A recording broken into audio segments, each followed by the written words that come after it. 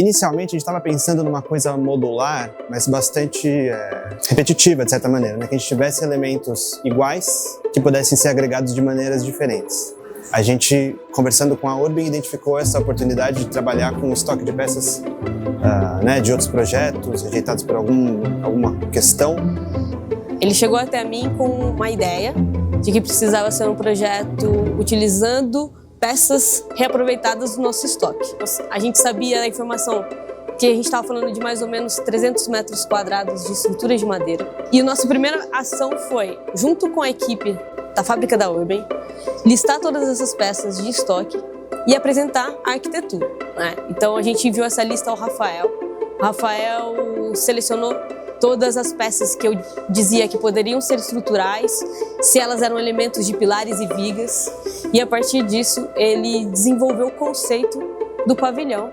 O projeto passou de um raciocínio que era sobre módulos repetitivos e passou a ser sobre módulos muito específicos, né? Sobre peças muito específicas de madeira. Então ele tem ao mesmo tempo esses dois elementos, né? Então a planta ela é muito sistemática, ela é feita com espaçamentos muito controlados, com a ideia de encaixes, então tem um jogo geométrico mesmo, muito rigoroso, mas esse elemento das peças em si, né, do que realmente a gente tinha para trabalhar como material, já tinha uma especificidade muito dada, né? Era o que a gente tinha para trabalhar. O projeto nasceu como uma sistematização de um sistema construtivo de madeira engenheirada, pensado inicialmente para ser um sistema modular de arquitetura. E a partir do momento em que a gente recebeu um estoque da Urbem, essa investigação ganhou um novo contorno, que é um contorno da extrema especificidade ou especificação das peças a serem utilizadas. Tem esses dois elementos, ele está trabalhando com uma planta muito rigorosa, mas a forma como os elementos se agregam, ela é toda muito idiosincrática, né? Cada peça é uma peça que não compartilha nenhuma dimensão com outra peça praticamente. E quando retornou para mim, já existia a concepção inicial e o principal ponto que foi apresentado era que os pilares eles não poderiam ser mudados de lugar. O restante a gente poderia fazer com que a estrutura funcionasse. Teve esse jogo muito interessante, muito rico de troca com a Urbem, da gente trabalhar um pouquinho nessa escala um pouco mais interpretativa do material, de tentar extrair dessa condição do que os materiais estavam disponíveis, né, os materiais que estavam à disposição, reverter isso numa história que tivesse qualidades plásticas e mesmo tectônicas, né? A gente está tentando trazer uma expressividade tanto do material quanto da condição de trabalhar com material de reuso, né, de certa forma.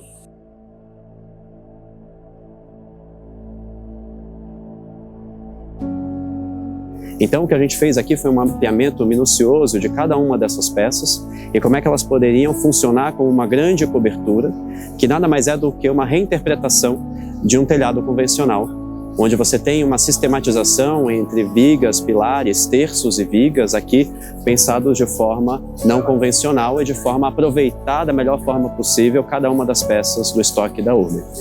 Então o pensamento aqui foi partir de uma sistematização, mas buscando esse mapeamento muito específico de cada uma das peças, onde elas foram ordenadas por peso, começando das mais pesadas na parte de baixo, onde ela tem uma função estrutural mais forte, e seguindo até a mais fina camada que segura uma cobertura. O projeto tem sempre esse balanço entre uma viabilidade econômica e um conceito mais artístico. Acho que na UA a gente tenta sempre achar esse meio termo que permita um sonho virar uma realidade. O grande desafio de um projeto como esse é a gente associar dois mundos que muitas vezes não se conversam.